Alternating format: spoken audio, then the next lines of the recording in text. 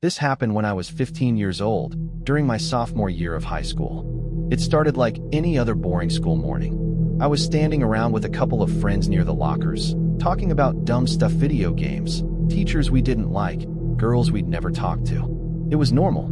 Too normal. Then the warning bell rang, and we all split up. I wasn't in a hurry. My first class was with Coach Thompson, and he was the kind of teacher who barely showed up on time himself. He coached football and always came in late. I figured I had a few extra minutes. I took my time wandering down the hallway, enjoying the emptiness. That's when the second bell rang. School was officially starting. Right then, the intercom came on. Attention students and staff. Code Black lockdown. This is not a drill. Something in the voice didn't sound right. It wasn't the usual principal's voice. It sounded hollow, flat, like it was pre-recorded, but too quiet, like someone was whispering it directly into the mic from too close. That I stopped walking, confused. Nothing felt wrong yet. No screaming, no alarms, no commotion. Just silence. That I kept heading toward my classroom until I turned the last corner and saw him. A tall man, wearing all black.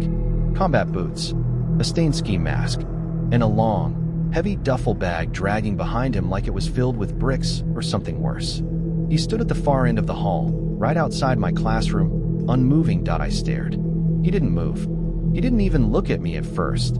Then his head tilted slightly like a curious dog, and then his eyes locked on mine. I turned and bolted, heart slamming in my chest. I didn't know where to go. The hallway was a dead end behind me. My classroom was blocked by him. So I ducked into the nearest boys' bathroom and rushed into the last stall, locking it. I climbed onto the toilet, trying to stay silent. Invisible, the hallway went quiet. Too quiet. Then, the bathroom door creaked open. Heavy boots stepped inside. Thud. Thud. Pause. Thud. Closer. Thud. Then I heard it, a dragging noise. The bag. It was scraping across the tile. I covered my mouth, holding my breath. Then, silence. But not complete silence. I heard whispering, not speech whispering. Fast, garbled, like a conversation in reverse, playing from a broken cassette tape. It was right outside the stall. The whispering rose and fell in tone, like a chant. I couldn't understand a single word. It felt like it lasted forever. And then nothing. No more steps. No door closing. No bag dragging. Just gone. I stayed frozen in that stall for what felt like hours. Eventually, I forced myself to peek out. The bathroom was empty, but in the mirror the words, "Not done," were written in something dark, smeared. I didn't know if it was blood or ink. I didn't want to know. I rushed out, panicked. The hallways were still deserted. I ran to the front of the school. The doors were wide open. Police cars were parked outside. An officer saw me and waved me over. I sprinted into his arms, shaking and crying. I told them what I saw. They didn't seem surprised. That's what chilled me the most. The officer looked at another and said, "That's the third one this year." They claimed they caught someone inside, a homeless man, unarmed, confused. But that wasn't him. That wasn't the man in the mask. They never found the ski mask or the bag. The footage from the hallway cameras glitched at the exact time I saw him. And no one believed me when I said the voice on the intercom wasn't the principal. I couldn't sleep for weeks. Even now, years later, I still hear whispering when I walk alone in long hallways. I still check bathroom mirrors for hidden messages. I still dream of heavy boots and dragging bags. They say it was just a break-in, but I know what I saw, and I know he never left. I was 18 years old when it happened my senior year. It was a cold October morning, and the day started like any other. I was half asleep in my fourth period class when the intercom suddenly buzzed to life. Code red lockdown. This is not a drill. My heart sank instantly. That robotic voice didn't sound like the usual secretary or principal. It was flatter and slower, almost. Wrong. Off. Our teacher moved fast, told us to get into the corner, lock the door, and shut off the lights. Within seconds, we were sitting on the floor, frozen. Nobody talked. Nobody dared move. You could hear the buzzing of the lights, the distant click of a locker door echoing from God knows where, and the sound of your own breathing. An hour passed. Maybe more. A kid near me whispered that he saw someone in a red hoodie walking past the window. He said the guy wasn't a student, that he was too tall, too still, just staring through the glass, not moving. The teacher didn't believe him, told him to stay put. Eventually, the lockdown was lifted, But the weird feeling didn't go away. School ended like nothing had happened. No explanation was given. Everyone just wanted to get home. I got on my usual bus, still feeling uneasy. I kept thinking about the red-hooded man the kid had seen. As the bus rolled into my neighborhood, I noticed a car I'd never seen before, parked 2 houses down from mine. Old, rusty, blacked-out windows. I got off the bus, and so did someone else that I didn't recognize him. He was wearing a red hoodie. I tried not to panic. He wasn't following me, exactly. He just stood at the stop, pretending to look at his phone. But I could feel it, that burning feeling in the back of your neck when someone is watching you. I walked quickly to my front door, unlocked it, stepped inside, and shut it. Locked it, bolted it, then I went to the window. He was gone. Or so I thought. I checked the side window. The backyard. Nothing. I turned on the TV, trying to distract myself. That's when I heard it. Tap, tap, tap. From the back window. I froze. I peeked through the blinds, but no one was there. A minute later. Knock, knock. Now from the bedroom window. I ran to my room, locked the door, grabbed my phone, and called my mom. She didn't pick up. I texted her. No reply. Then I dialed 911. As the phone rang, the power in the house cut out. I nearly dropped the phone. I ran into the closet and shut the door. The operator finally answered. I whispered what was happening, that someone might be outside, maybe inside now. She told me to stay quiet, and that police were being dispatched. Then, while I was on the phone, footsteps. I in my house. Heavy, slow, deliberate. I covered my mouth with both hands, crouched in the darkness of my closet. My whole body was shaking. The footsteps stopped outside my door. And then I heard breathing. Low, raspy, right outside. Then silence. A few moments later, glass shattered. Then running. Then sirens. Police burst in. They found the back door broken, the window by the kitchen smashed open, and muddy footprints across the floor. They never found the guy. But here's the part one still can't get over. One of the officers told me something odd. They checked the bus camera. Only I had gotten off at my stop. No one else. There was no red hoodie. There was no man. But I know what I saw. And every so often, when the power flickers or I hear footsteps at night, I wonder if he ever really left. It was supposed to be an easy day. I was a substitute teacher, just filling in for a class that didn't go on a field trip. Only 4 students showed up, the ones who didn't turn in permission slips. For quiet, strange kids who barely looked up from their desks. They didn't speak to me.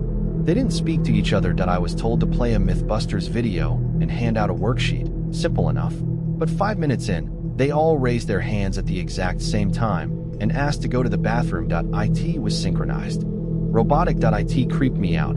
Still, I nodded and let them go. They walked out, silent and in sync.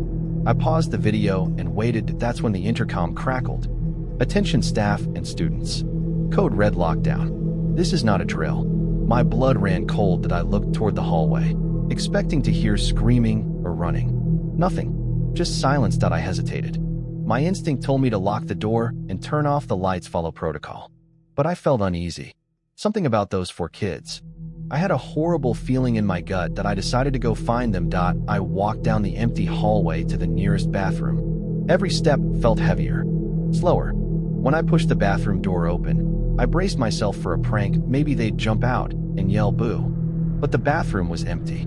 Completely. No one was in there. Not even a sound. I called their names. No answer. Then I noticed something. There were wet footprints on the floor. Bare feet. Not shoes. Leading out of the bathroom back toward the classroom. I followed them, confused and uneasy. When I returned to my classroom, the lights were off. I hadn't turned them off. I reached for the switch. But before I could flip it, I saw a movement in the back corner, a shadow standing behind the desks. I whispered, "Hello." No answer. I stepped inside. My heart was hammering in my chest. The air in the room was wrong. Heavy. Cold. Suddenly, the door slammed shut behind me. I spun around. Nothing was there. I ran to open it, but it wouldn't budge. Then I heard whispers from all around the room. I turned back toward the desks, and that's when I saw them. The 4 kids standing in 4 corners of the classroom, staring at me. Their eyes were solid black. No pupils. No whites. Just darkness. I backed away. My voice cracked. This isn't funny. They didn't move. But the whispering grew louder. Voices that weren't theirs, chanting something I couldn't understand. The floor started to feel soft beneath my feet. like it was breathing. Suddenly, the lights flashed, and they were gone. The door swung open on its own. The hallway lights flickered. I ran straight to the main office, screaming like a madman. When I got there, the secretary looked confused. She said there was no lockdown, that everything was fine. I demanded they check the security footage. They did, but the hallway where the kids had walked glitched. Nothing but static, and the class roster. That's when it hit me like a brick to the chest. There were no names matching those 4 kids. No records. No assigned seats. No attendance. The 4 kids I watched over didn't exist. And the classroom? I later learned it was supposed to be empty that day. No subscheduled. No classes assigned. Sometimes, when I dream, I still see those black eyes staring through the glass. Sometimes I wake up to find wet footprints on my hardwood floor, leading to my bedroom door. They asked to go to the bathroom, but I think they came from somewhere else. It happened during my freshman year of high school, 3rd period, history class. I was half asleep when a kid from the office walked in holding a note. He handed it to my teacher, Mr. Watterson, who glanced at it and called my name. "Looks like you've got an appointment. See you tomorrow, pal." He handed me my homework, patted me on the shoulder, and sent me on my way. The note said, "Pick you up at 10:30. Love, Mom." Weird. My mom didn't mention any appointment. I thought maybe I forgot a dentist thing or something, but I had a strange feeling like this wasn't supposed to happen. Still, I walked to the side entrance where parents usually picked students up. There was a van parked nearby, dark green, engine running. The passenger window rolled down. A woman looked at me. Her smile was too wide, her head tilted slightly unnaturally. "I'm here for you. Your mom asked me to pick you up. I'm her friend." I'd never seen her before in my life. I hesitated. "What's my mom's name?" She paused, then said, "Honey, you're going to be late. Get in." That's when I turned around and ran back to the school doors, but they were locked. I started to panic. My heart thudded in my chest. I turned back. The van's sliding door was opening. A man stepped out. He was tall, wearing a heavy black coat. His eyes were wide, unblinking. His mouth never closed, just hung open like he was caught in the middle of a silent scream. He started walking toward me, slow, deliberate steps. I bolted, ran all the way around the school to the front office, pounded on the door until the receptionist opened it. She looked confused when I tried to explain. "Your mom didn't schedule anything today," she said. "You're not on the early dismissal list." She looked at the note, then frowned. This doesn't match her handwriting." She called security, and I returned to class, shaken. "Mr. Watterson looked confused when I walked in. I thought you left." I nodded, said I got the time wrong, and sat back down, but something still didn't sit right. Later that day, during my next class, the phone rang. My teacher answered. Her face changed. She turned to us and said, "We're going into lockdown. This is not a drill." We huddled in the corner. The lights went off. The door locked. No one said anything. After about 20 minutes, we heard footsteps outside, then tapping on the classroom door window. We couldn't see who it was, just a silhouette. The figure stood completely still, then turned and walked away. Eventually, the lockdown ended, but something wasn't right. That night, my mom got a call from the school. They told her that someone had used her name and signature to try to pull me out. They checked the cameras. No one could identify the woman or the man. Worse, the kid who brought the note? He never came back to class after third period. Nobody had seen him since. 2 weeks later, the school installed a new security system. But kids whispered about strange things, shadowy people seen outside windows, notes being slipped under doors that no one claimed to write. And every so often, a car would show up outside during school hours, just sitting there, watching, waiting. I still have that fake note, and every time I look at it, handwriting seems to change.